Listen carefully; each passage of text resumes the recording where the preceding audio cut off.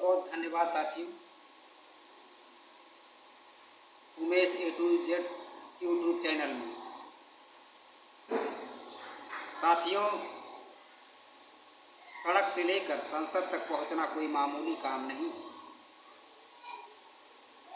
आज आप लोग देख रहे हैं चंद्रशेखर रावण जी अपने कठिन परिश्रम से मेहनत करके और अपने संघर्ष की बदौलत सड़क से संसद तक पहुंचे।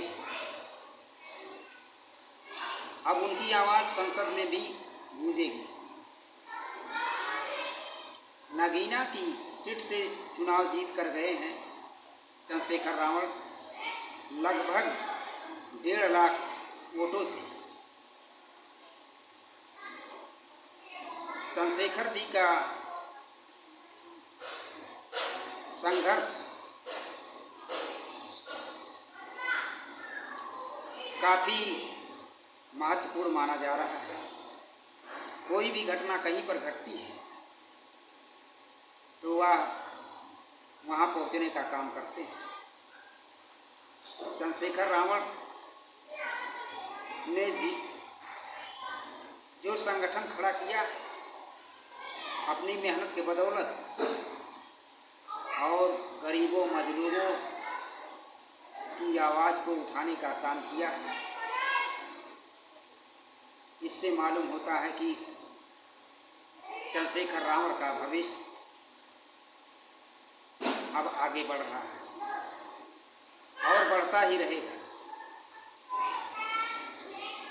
चंद्रशेखर रावण बिना रुके बिना झुके लीडर होकर आगे बढ़ने का काम कर रहे हैं।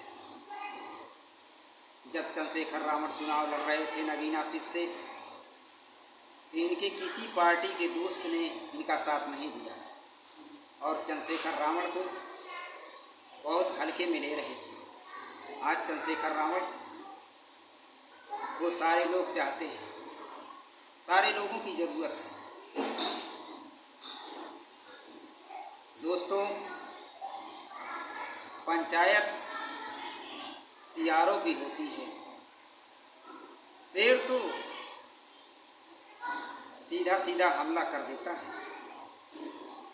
चंद्रशेखर रावण वो शेर है जो किसी से नहीं डरता और अपनी बात जनता के सामने खुलकर रखने वाला चंद्रशेखर रावण आज ऐसा नेता बन चुके हैं जो भारत ही नहीं विदेशों के लोगों के दिलों में भी छा गए हैं। हमारे देश में बाबा साहब डॉक्टर भीमराव अंबेडकर ने जन्म लेकर गरीबों मजलूमों शोषित वंचित लोगों की लड़ाई लड़ा और संविधान के माध्यम से उनको अधिकार दिया।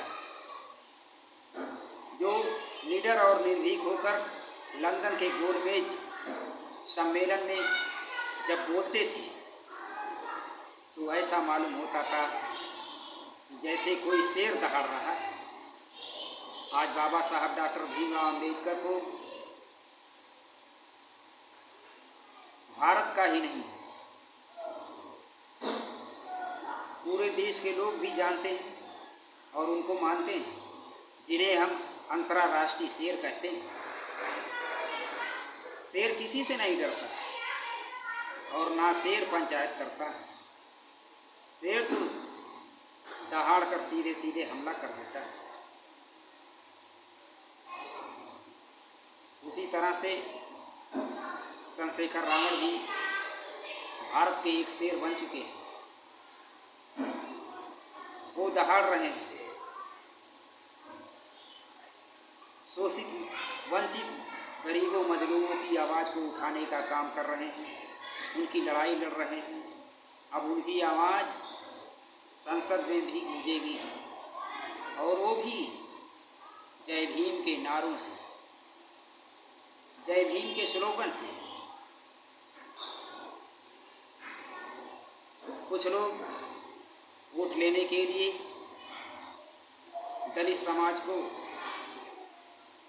गुमराह करते हैं और बाबा साहब की बात करते हैं, संविधान बचाने की बात करते हैं, गरीबों के यहाँ जाते हैं, दलितों के यहाँ जाते हैं, शोषित वंचितों के यहाँ जाते हैं, सताए लोगों के यहाँ जाते हैं, उनसे वोट मांगते हैं और वोट मांगने के बाद जब चुनाव जीत जाते हैं, चुनाव खत्म हो जाता है, किसी भी गरीब के यहाँ वो नहीं जाते।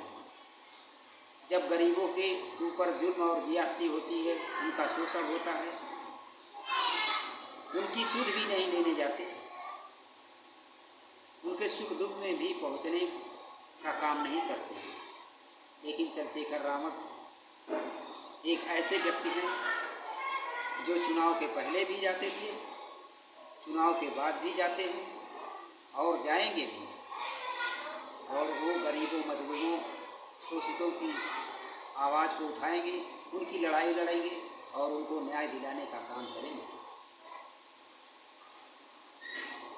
साथियों, सारे लोग बाबा साहब की बात करते हैं अपने निजी स्वार्थों के लिए। आज क्या है, हमारे देश के प्रधानमंत्री जी बाबा साहब के बनाए हुए संविधान पर अपना सिर झुकाते हैं। इसके पहले वो सिंगोल पर सिर झुकाते थे। जनता को गुमराह करने का काम ये लोग बहुत अच्छे तरीके से जानते हैं और गुमराह करते हैं। हमारे लोग बहुत जल्दी गुमराह होकर बाहर भी जाते हैं कि हमारे देश के प्रधानमंत्री जी संविधान के सामने सिर झुका रहे हैं। साथियों, या तो सिर्फ एक दिखावा है, ये सिर्फ जनता को दिखाने का काम करते हैं, उनको गुमराह करने का, बहकाने का काम करते हैं। हमारे लोग बहुत जल्दी बहक भी जाते हैं कि अरे हमारे देश के प्रधानमंत्री तो संविधान के सामने सिर झुका दिए। और संविधान के खिलाफ काम करने वाले हमारे देश के प्रधानमंत्री, हमारे उत्तर प्रदेश के सीएम, जो संविधान का उल्लंघन करके संविधान के विरुद्ध काम करते हैं, जबकि उनको कार्यपालिका और न्यायपालिका पर कोई विश्वास ही नहीं रहा। इसलिए साथियों, मैं आपको बताना चाहता हूँ, जो आपकी आवाज़ उठाए, जो आपकी लड़ाई लड़े, आप उसके साथ रहिए और बाबा साहब की बात करिए, बाबा साहब के विचारों पर चलिए, इस देश के संविधान को बचाने का काम करिए, इस देश में संत महापुरुषों के विचारों पर चलिए, उनके इतिहास को बचाने का काम करिए। इसी में आप सबकी भलाई है और इसी में आपका मान सम्मान है। हमारी इस तरह की वीडियो को देखने के लिए हमारे YouTube channel Umesh A to Z को लाइक एवं सब्सक्राइब करें, अधिक से अधिक शेयर करें। जय भीम, जय भारत।